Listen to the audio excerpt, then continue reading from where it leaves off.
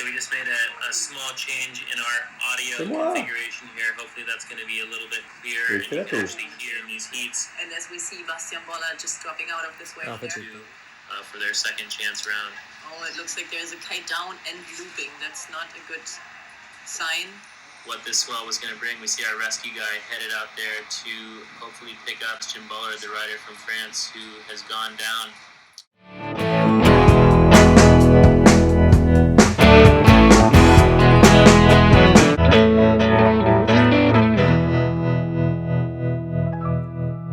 Salut les glissous, Sébastien et l'abbé, vous êtes bien sur la TV. On se retrouve sur la plage de Palavas pour un nouvel exercice pour moi, une nouvelle série pour vous, Storytime. Vous connaissez peut-être le principe si vous suivez un petit peu d'autres youtubeurs sur YouTube. Storytime, c'est le moment où on partage des histoires qui nous sont arrivées, des expériences. Et vous le savez, j'ai été rider pro, j'ai parcouru le monde pendant une quinzaine d'années, donc des histoires relatives au kite, au voyage. J'en ai des tonnes à vous raconter et c'est vrai qu'en fait à l'époque j'étais pas forcément j'étais moins dans la vidéo, YouTube c'était un petit peu moins connu, et ce qui fait que je me dis maintenant après coup qu'il y a plein de choses que j'ai vécues dont il n'y a pas de traces autres que les albums photos que j'avais fait, etc. Donc j'ai décidé de le partager avec vous, d'autant que, vous vous en doutez, vous raconter une histoire pour vous raconter une histoire, ça va pas me servir à grand chose, ça va pas vous servir à grand chose, mais il y a toujours un enseignement à tirer d'une histoire, il y a toujours des choses à apprendre d'une expérience vécue. Et c'est dans cette série donc qui sera là tous les jeudis sur la chaîne, rendez-vous tous les jeudis pour des story time, mais aussi des story kite ou des story voyage. C'est dans cette série qu'on va partager tout ça le jeudi dorénavant sur la chaîne Lap TV. Alors sans plus tarder, je démarre aujourd'hui, mettez-vous tranquillement à l'aise comme moi, vous avez vu, donc on n'hésite pas, si on a une petite soif, un petit truc, on va se chercher de quoi grignoter, de quoi boire. La vidéo elle peut se suivre comme un podcast, il n'y a pas besoin de me regarder, bon je sais, je crève l'écran, mais vous pouvez faire autre chose et écouter la vidéo, vous laisser porter par mes douces paroles. On parle aujourd'hui de la fois où j'ai failli me noyer en kitesurf. Oui, j'ai failli me noyer et quelle que soit l'expérience, ça peut arriver. Alors c'est l'événement malheureux qui est arrivé récemment là, qui m'a inspiré cette vidéo, qui m'a dit il faut que je partage les choses. On a un rider, un glissou qui s'est noyé sur la côte ouest, alors il me semble du côté de Seignos, dans des conditions pas forcément compliquées. Et donc après quand il arrive des événements comme ça, on se pose toujours la question, mais en fait est-ce que ça peut m'arriver à moi? Est-ce que le gars il était débutant? Et puis on lit tout et n'importe quoi. Et dans cette vidéo, vous allez voir que quel que soit le niveau, quelle que soit l'expérience du rider, malheureusement, le kite est un sport extrême par certains aspects et qui peut nous arriver à tous des galères. Donc là, on revient quelques années en arrière, pas très loin, il me semble 2012 si je ne me trompe pas. À l'époque, c'est la dernière année où je participe au KSP, donc le Kite Surf Pro World Tour, qui était en gros le championnat du monde de kitesurf en vague. Ça fait 3 ans, 4 ans que je me suis spécialisé à ce moment-là dans les vagues. J'ai commencé par suivre le KPWT où je faisais un peu toutes les disciplines. Je suis arrivé au PKRA où là on a commencé à pousser un peu la discipline. Les meilleurs mondiaux ont rejoint la compétition. Le strapless s'est généralisé et arrive donc en 2010 ou 2011 le KSP. Et je fais partie, pour diverses raisons, parce que mes sponsors font partie des sponsors de ce tour, parce qu'à l'époque il n'y a pas beaucoup de gens qui ont envie de le faire, donc je ne suis pas le meilleur rider en vague français, loin de là, mais je fais partie des 32 riders sélectionnés sur le KSP pour suivre la saison, le World Tour. On est en septembre 2012, la saison a été difficile, on a été au Pérou, on a eu très peu de vent. Je m'en suis pas trop mal sorti, mais bon, j'ai dû passer 1 ou 2 tours. On a été en Irlande, très peu de vent. On a été, la dernière étape, elle a eu lieu au Portugal. Alors là, je suis assez content. J'ai passé 2 tours et j'ai battu un Brésilien qui fait partie des meilleurs.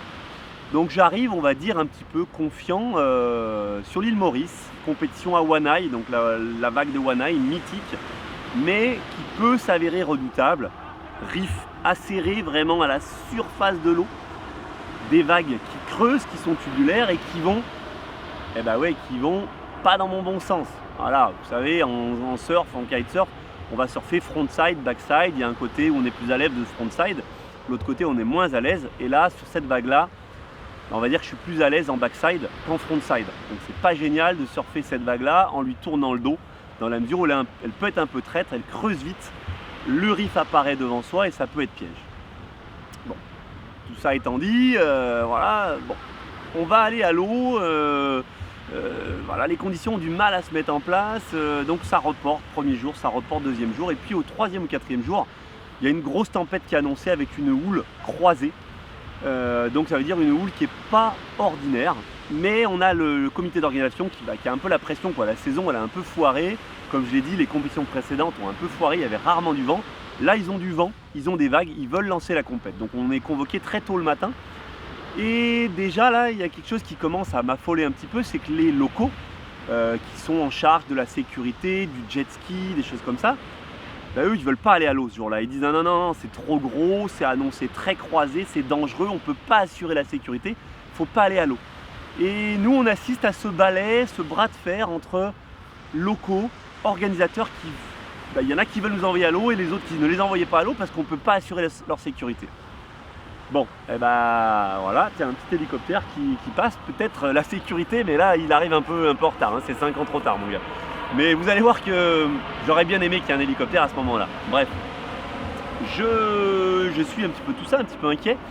Et en même temps, nous en tant que rider, on est à l'époque là où le strapless a fait sa place, mais on est encore entre est-ce qu'on met des straps sur la planche ou est-ce qu'on y va strapless en fonction des conditions. Et donc là, entre riders, ça se chauffe un peu. Tu vas strapless, tu vas avec des straps. Tu vas strapless, tu vas avec des straps. Tu vois, c'est un peu la question, voilà, tout le monde se sonde. Bien entendu, bah, en gros, tu vas avec des straps, tu as de fortes chances de te faire éliminer.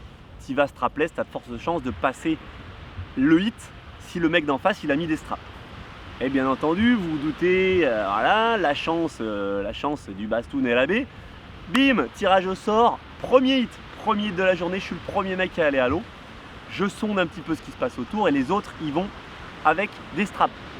Et bah Bibi, qu'est-ce qu'il se dit? Allez, vas-y mon coco, tu y vas strapless. Ce qu'il faut savoir, c'est que dans cette compétition, je fais partie des 32 meilleurs riders mondiaux. J'ai bien dit, j'étais pas le meilleur, mais je fais partie de cette sélection. Et je vais affronter des mecs comme Mitu Montero, Machu Lopez, enfin, voilà, tous les grands noms que vous voyez encore sur les compétitions.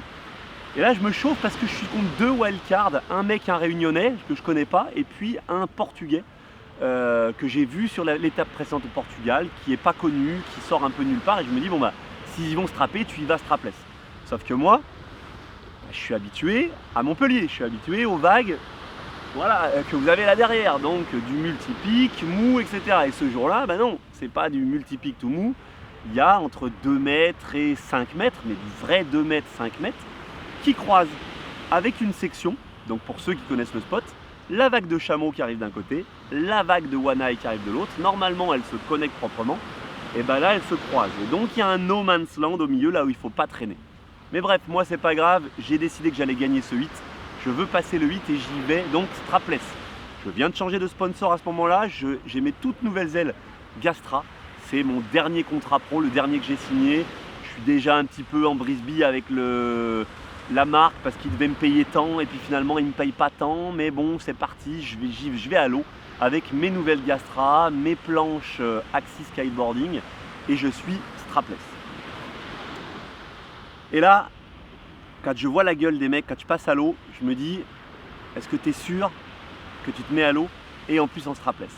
Vraiment il y a ce moment de solitude quand je croise les deux gars qui sont chargés de la sécurité, qui sont des locaux, qui ont un niveau de ouf, hein. Les gars ils font pas la compète, mais ils pourraient la gagner la compète, hein. S'ils allaient à l'eau, ils connaissent le spot par cœur, ils envoient du lourd sur Wanai, ils y vont pas, ils sont à la sécu. Et là ils te regardent et tu sens que tu pars à l'abattoir. Et là je me rappelle être monté sur ma planche, un peu fébrile, me dire de toute façon je verrai bien quand il va falloir passer la barre. Si je peux pas la passer, bah je reviens et voilà. Je suis en 9 mètres carrés et il y a entre 30 et des rafales à 45 nœuds. C'est vraiment la tempête, il fait gris. Mais bon, voilà, c'est en live, le live streaming est sur internet, ça commente, Bastian Bollard is going on the water, avec voilà, mon super accent, bref. Je me dis allez vas-y, c'est ta carte à jouer. Je me place j'attends que les drapeaux se lèvent, j'arrive à passer la barre, je me dis ouais ça va, c'est gros mais j'ai passé la barre. Et puis une fois placé là derrière, je me dis ah ouais putain t'es pas sorti au moment d'une série, les voilà les séries. Et les séries quand elles commencent à rentrer, ça arrive par 3 vagues. Et là effectivement, tu te retrouves avec vraiment quelque chose mais de dodu, hein. Je vous mets quelques images là, quelques images de ce jour-là qui vont illustrer. C'est vraiment dodu, t'as le riff qui est à nu devant toi et t'as la vague qui creuse derrière. Et t'as pas le choix, c'est soit tu surfes et t'arrives à trouver la sortie parce que devant il y a le riff et c'est pas une option. C'est vraiment pas une option, il est au ras de l'eau. Soit ben, t'essaies de sortir de l'autre côté, t'essaies de sortir derrière la vague. Mais ça serait trop beau si, voilà. Il y a bien ce no man's land dont ont parlé les locaux, ce phénomène qui arrive rarement de houle croisée, où la vague qu'ils appellent chameau vient croiser avec la vague qui s'appelle Wanai, et quand tu es là, tu es coincé entre la vague de chameau qui est énorme par rapport à d'habitude et la vague de Wanai qui est super mauvaise, qui creuse, qui fait de la mousse et tu peux pas en sortir. Vous l'avez compris avec toute mon expérience, parce que quand même j'ai ridé, même si je suis pas le meilleur mondial, ça fait 10 ans que je fais le tour de la planète à la recherche de pas mal de vagues, j'ai fait tout ce qui se fait dans le gros, j'ai fait Lobitos, Infernillo, donc Chili, Pérou. Voilà, l'une des seules expériences que j'ai pas vécues, j'ai fait l'Australie, j'ai fait machin. Une des seules expériences que j'ai pas vécues, c'est Wanai, où j'ai pu m'entraîner vite fait avant la compète, mais voilà. Et ben malgré toute mon expérience, là je me dis, mec, t'es foutu. Mais je m'engage quand même et j'y vais backside en me disant c'est ta meilleure chance sur ton côté fort, enfin sur ton côté fort en backside, vas-y backside. Mais vraiment, le drapeau se lève, drapeau vert, j'engage première série, bon, non ça va, je prends pas, je sélectionne ma vague. Et le jour où il fallait, ton expérience te dit ne prends pas les plus grosses séries, prends quelque chose de petit, de propre, ne prends pas les plus grosses séries. Et ben tu as le cerveau qui déconnecte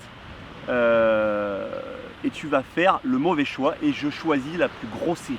Là je vois 3 vagues arriver et je me dis prends pas la première, c'est pas la meilleure, prends la deuxième parce que la troisième elle va peut-être être un peu plus grosse, prends la deuxième et puis bah tu vas y aller. Et donc j'accompagne cette deuxième vague, je rentre et là je me rends compte que bah, elle m'amène pile dans le no man's land et qu'elle me coince devant le riff. Et c'est creux et le riff il arrive très vite et je suis très surtoilé et je me dis vas-y il faut que tu sortes. Donc je descends et sur mon premier turn en backside je me dis vas-y sors, là tu vas te faire coincer. Je sors, sauf que bah imaginez 35-40 nœuds quand vous sortez de quelque chose qui est tubulaire et que vous tapez le haut de la vague, je me fais éjecter. La planche, forcément strapless, au bout du leash, qui tombe et qui se fait embarquer par la vague. Donc j'ai la planche qui tire avec la vague qui veut m'emmener vers le riff. Et là je me retourne et je vois la troisième de la série qui arrive. Et elle est mais énorme. Mais quand je dis elle est énorme, je suis à 10 mètres, là 10 mètres devant moi, ça arrive. J'ai la planche qui tire là-bas. J'ai la vague qui arrive là, qui commence déjà à creuser. J'ai l'aile au zénith et là j'ai un millième de seconde. Comme j'ai dit, j'ai vraiment de l'expérience. J'ai vécu des tonnes de galères parce que dans les vagues on ne peut pas ne pas avoir des galères. Donc je me suis déjà fait plein de galères. Mais là, quelle décision il faut prendre? Ok, vas-y, tu traverses la vague. Tu vas essayer de balancer ton kite à travers la vague et tu vas la traverser et ressortir de l'autre côté. Je balance. Et au moment où je balance, je me dis putain mais avec l'angle, en fait je vois que mon kite il va frôler le haut de la vague, là l'endroit où ça casse. Et bah ça manque pas, l'aile elle est au-dessus, mais il y a tellement de puissance que je sens mes lignes qui s'écrasent et je sens que tout me revient sur la gueule. Et là, machine à laver, tout de suite bam, ça tape, je sens le dos qui tape au fond, la tête qui tape sur le riff. Là je sens que ça me griffe au niveau du bras, je sens que ça me griffe les mains, je sens que je suis à plat sur le riff. Et je me retrouve plaqué, mais vraiment à plat d'eau sur le riff. Bon bah voilà, classique, hein, quand on a l'habitude de faire les vagues, tous ceux qui ont fait du riff savent que ça peut arriver. Sauf que tout de suite, je sens que je suis plaqué et que je peux pas remonter. Je sens qu'il y a quelque chose. Et là, je touche le dos de moi et je vois que toutes mes lignes, en fait, m'ont ensaucissonné sur le riff. Et comme je disais, il n'y a pas beaucoup d'eau, mais il y a assez pour que je sois sous l'eau et que les vagues continuent à venir. Et donc là, mon kite, moi à ce moment-là, je ne le sais pas. Mais sur le live, on le voit et ils commencent à se demander ce qui se passe, ils commencent à s'inquiéter, ils envoient une sécurité. Les gens qui suivent le live sur Facebook, sur Twitter commencent à dire mais qu'est-ce qui se passe avec Bastien Bollard là, il s'en sort, il y a un problème. Et sur l'image, on voit mon kite qui loupe. Sauf que ce qu'on voit pas, c'est que du coup, eux, ils s'inquiètent et qu'ils se disent merde, on a pris la mauvaise décision. Donc ils font virer l'angle de la caméra pour me sortir de l'angle. Et mon kite, il continue à louper. Et ça dure 30 secondes, 45 secondes. Je crois que ça a duré environ, de ce que m'ont dit ceux qui étaient sur la planche, environ 55 secondes. Le kite, il continue à louper. Moi, je suis toujours au fond. Et donc, ils ont changé l'angle, ils essaient de changer de sujet, ils parlent d'autre chose. Et moi, je suis toujours plaqué au fond. Et là, je me dis, bon, bah là, t'es foutu. J'essaie de toucher. Je vois que vraiment, je suis ensauciné. Et d'un coup, j'entends clac, clac, clac, clac. Et en fait, c'est clac, clac, clac. C'est toutes mes lignes qui pètent les unes après les autres. Une ligne, 2 lignes, 3 lignes, 4 lignes. Le leash. Et là, je sens mon corps qui remonte. Et je remonte à la surface. J'ai plus rien.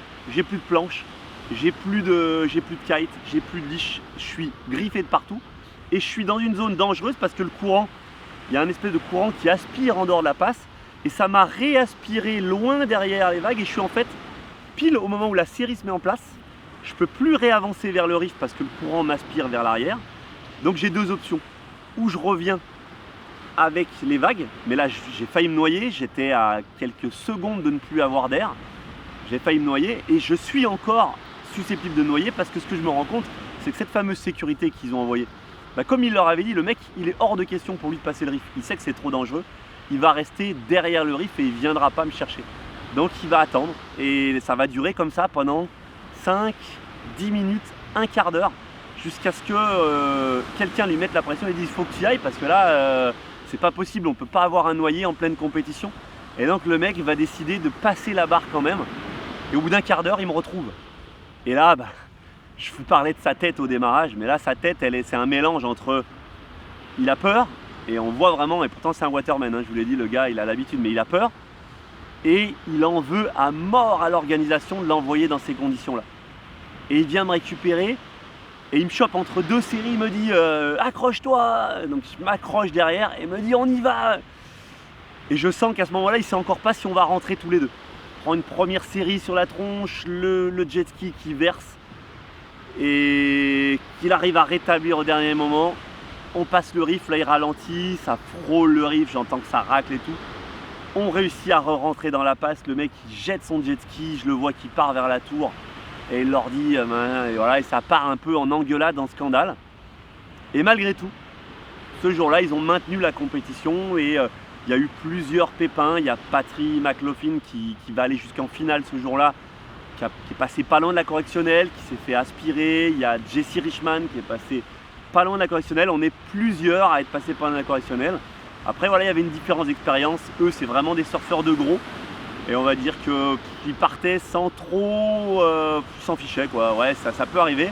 Moi, j'étais pas conscient à ce moment-là de ce risque-là. Je pensais que je pourrais m'en sortir. Et c'est là qu'on se rend compte que ce genre de galère, finalement, ça peut arriver à n'importe quel niveau. Parce que finalement, en fait, à n'importe quel niveau, on va avoir une situation qui n'est pas maîtrisable pour son niveau. C'est-à-dire que j'avais un très très bon niveau, bien meilleur que 95% des kitesurfers, mais moins bon que 4% d'autres kitesurfers. Et ces 4%, ils faisaient la différence entre les autres qui s'engageaient dans plus gros, qui prenaient encore plus de risques, et moi. Et moi, ce jour-là, j'ai vraiment failli y passer.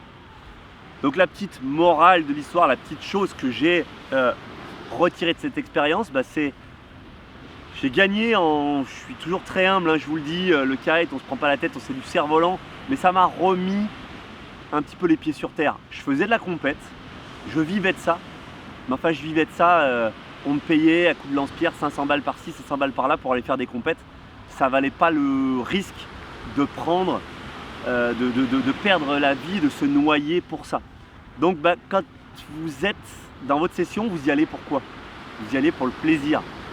Quand vous sortez, c'est pour le plaisir. Est-ce que, faites la balance, est-ce que pour aller surfer des vagues, est-ce que ces vagues de 2 mètres, elles sont de mon niveau? Est-ce que quand il y a 40 nœuds, c'est vraiment de mon niveau?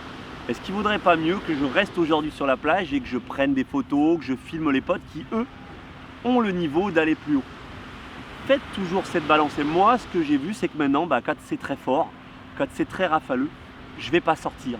Quand les vagues sont trop grosses, je ne vais pas sortir et je vais privilégier les vagues qui sont adaptées à mon niveau et dans lesquelles je vais me faire plaisir. Donc ça sera plus petit, ça sera moins tubulaire, ça sera moins beau, mais par contre je vais me faire super plaisir et je vais prendre beaucoup moins de risques.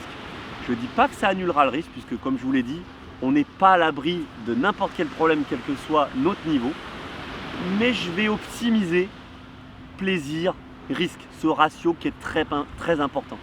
Donc voilà, rappelez-vous-en, cette expérience que j'ai vécue, elle m'a bien remis sur terre.